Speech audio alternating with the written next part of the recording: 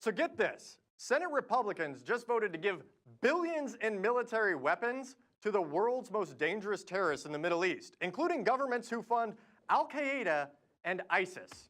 As a result of the vote, Saudi Arabia will be receiving $110 billion in military arms, much of which will inevitably fall into the hands of extremists, religious fanatics, and terrorists throughout the world. A coalition of Republicans and Democrats worked together to kill the bill, but the patsies of the military-industrial complex occupying the Senate chamber were able to force the bill through in the end. Here's what Republican Senator Rand Paul, who opposed the measure, had to say on Twitter. Quote, "We must stand up and tell Saudi Arabia enough. These are the biggest exporters of extremism and hatred in the world. Saudi Arabia is causing a humanitarian crisis with the war in Yemen. It funds extremism worldwide, abuses human rights. Stop arming them now. Are we going to give them weapons? I say no." But he wasn't the only senator who had some very strong public words for the world's largest promoter of terrorism in the Middle East. The leader of the Democrats in the Senate, Chuck Schumer, also took a stand against funding terrorism, which you would think would be like a no-brainer. He said this, quote, "The human rights and humanitarian concerns have been well documented and are important. Of equal concern to me is that the Saudi government continues to aid and abet terrorism via its relationship with Wahhabism and the funding of schools that spread extremist propaganda throughout the world."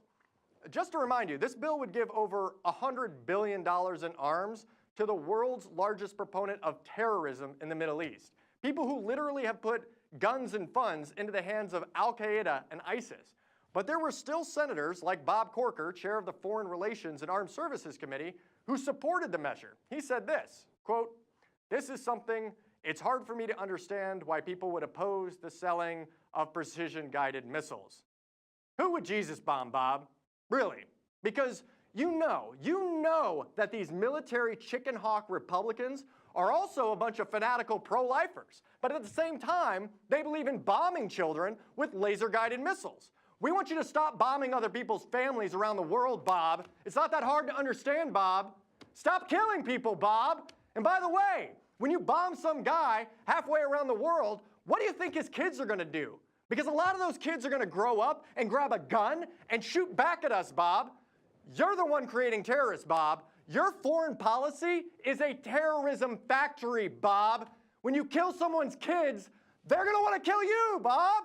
When you kill someone's parents, they're going to work until their dying breath to get revenge, Bob. That's why we all want you to stop dumping guns and missiles and tanks into the powder keg of the Middle East. Because every time you drone a village in the Middle East, another terrorist is born, Bob.